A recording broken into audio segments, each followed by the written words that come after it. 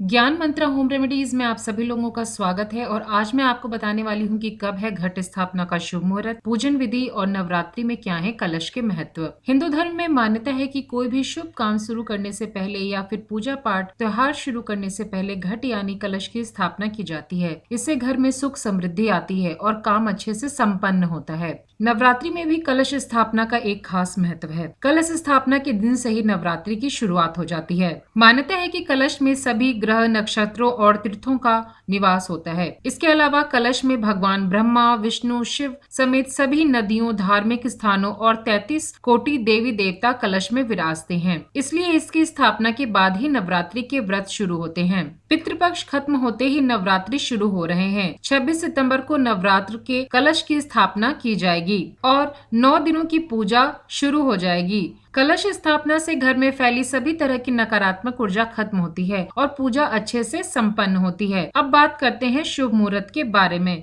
नवरात्रि पर माँ दुर्गा की कृपा पाने के लिए कलश स्थापना का शुभ मुहूर्त 26 सितंबर 2022 को सुबह 6:11 से लेकर 7:51 तक रहेगा। इसके अलावा इस दिन अभिजीत मुहूर्त दोपहर 12:06 से लेकर 12:54 तक रहेगा। नवरात्रि के 9 दिनों तक माँ के 9 रूपों की पूजा की जाती है। माँ दुर्गा के अलग अलग रूपों का अलग अलग महत्व होता है। अब बात करते हैं कलश स्थापना विधि के बारे में। सबसे पहले घर में पूजा के स्थान की सफाई करें, फिर एक लकड़ी की चौकी पर लाल रंग का वस्त्र बिछाएं और माँ दुर्गा की प्रतिमा रखें। भगवान गणेश को याद कर पूजन कार्य प्रारंभ करें। दुर्गा के सामने उनके नाम की अखंड ज्योत जलाएं। मिट्टी का फिर एक बड़ा पात्र लें, उसमें थोड़ी सी मिट्टी डालें, उसमें जौ के बीज डालें। फिर एक कलश या घर के लोटे को अच्छे से साफ करके उस पर कलावा बांधें और स्वास्तिक बनाएं। कलश में गंगा जल डालकर पानी भरें, फिर उसमें दूब, साबुत सुपारी, अक्षत और दक्षिणा डालें। इसके बाद कलश के ऊपर आम या अशोक के 5 पत्ते लगाएं और कलश को बंद कर दें। इसके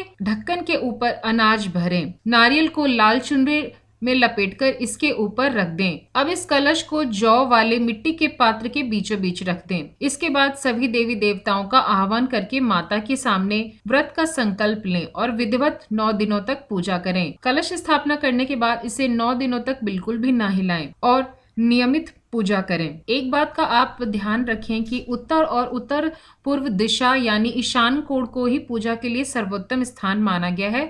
तो आप भी अगर इस साल कलश स्थापना कर रहे हैं तो आपको इसी दिशा में कलश रखना चाहिए और माता की चौकी सजानी चाहिए। और दूसरी बात यह है कि कलश पर नारियल रखते समय इस बात का ध्यान रखें कि नारियल का मुख नीचे की तरफ ना हो, ऊपर ही की तरफ इसका मुख होना चाहिए। तो यह थी कुछ बातें कलश स्थापना से जुड़ी हुई। अगर आप ऐसे ही वीडियोस देखना चाहते हैं तो हमारा चैनल ज्ञान मंत्रा होम रेमेडीज लाइक, सब्सक्राइब और शेयर करना ना भूलें। धन्यवाद।